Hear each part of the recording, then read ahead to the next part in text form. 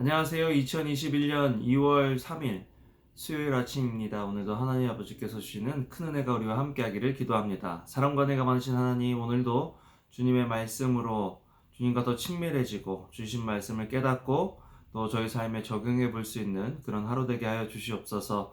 예수님 이름으로 기도합니다. 아멘. 여러분 잘 지내셨나요?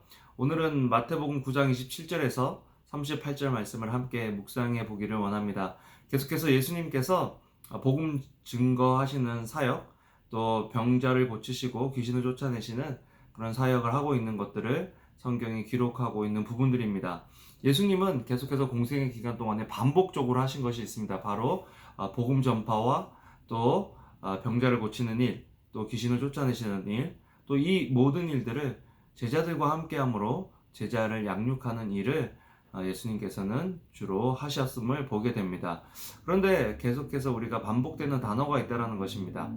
믿음입니다.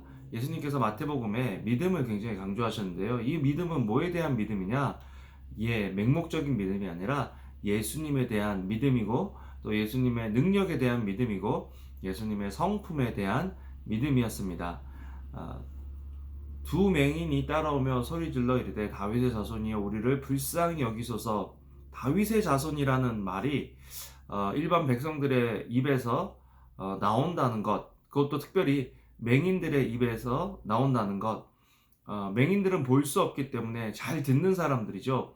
예수님에 대한 소문이 들려왔고 그 소문 중에 하나가 다윗의 자손이었다라는 것입니다. 다윗의 자손은 당시에 이스라엘 자손들이 기다리던 메시아였습니다.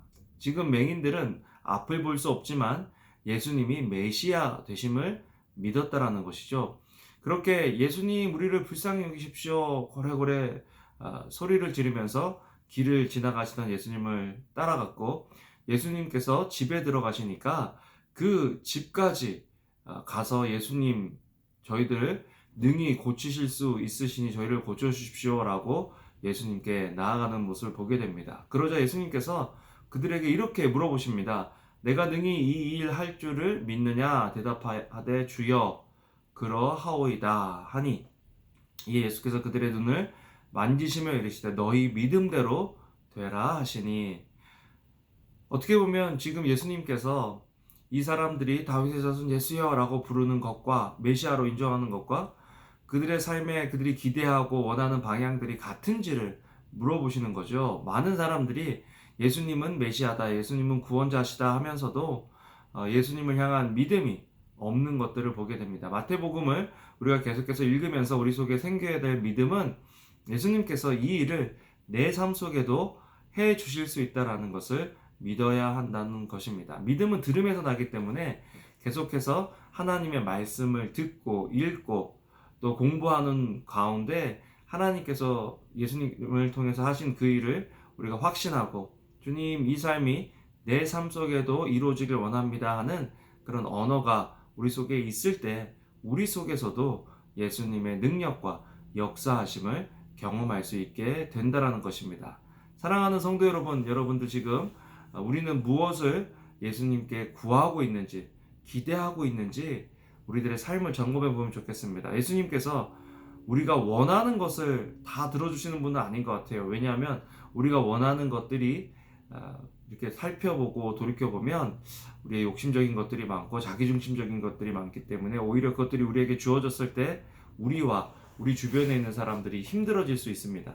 그렇기 때문에 예수님께서는 우리의 모든 기도를 들어주시지는 않습니다. 그러나 우리의 필요를 따라 또 예수님의 영광, 하나님의 영광이 드러날 수 있는 일들을 우리가 구할 때 반드시 예수님께서 우리의 기도를 들어 응답해 주신다라는 것을 성경 여러 군데에서 우리는 찾아볼 수 있고, 또 그렇게 약속하신 부분도 우리는 찾아볼 수가 있습니다. 그래서 어저께와 마찬가지로 오늘도 우리 기억하면 좋겠어요. 안 되는 것, 인간의 힘으로 되지 않는 것, 그러나 우리가 예수 그리스도의 메시아됨을, 구원자 되심을 인정할 때, 하나님의 아들임을 인정할 때 그 속에서 일어날 수 있는 기적들이 있다라는 것들 우리가 기억하고, 포기했던 것들 주님께 가지고 나와서 예수님께서 원하시면 이 일을 제 삶 속에 해주실 수 있습니다 라고 주님께 기도하면 좋겠어요. 그리고 끈질기게 기도하면 좋겠습니다. 예수님께서 이 맹인들의 요구를 길거리에서 들어주신 것이 아니라 집에 들어가셔서 들어주셨다. 생각해 보세요. 맹인들이 거지였을 확률도 많고요. 왜 생각해 보세요. 왜냐하면 옆에 지금 두 맹인과 뭐 가족들이 있었다 이런 말도 없고요. 두 맹인입니다. 아마 거지였을 확률이 높아요. 그런데 이 사람들이 거리에서 막 예수님 도와주세요, 예수님 고쳐주세요 라고 했을 때 그때 고쳐주신 것이 아니라 집에 들어가셨을 때 고쳐주셨다. 왜 그러셨을까? 그들의 믿음을 보기 위함입니다. 믿음은요 쉽게 포기하지 않아요.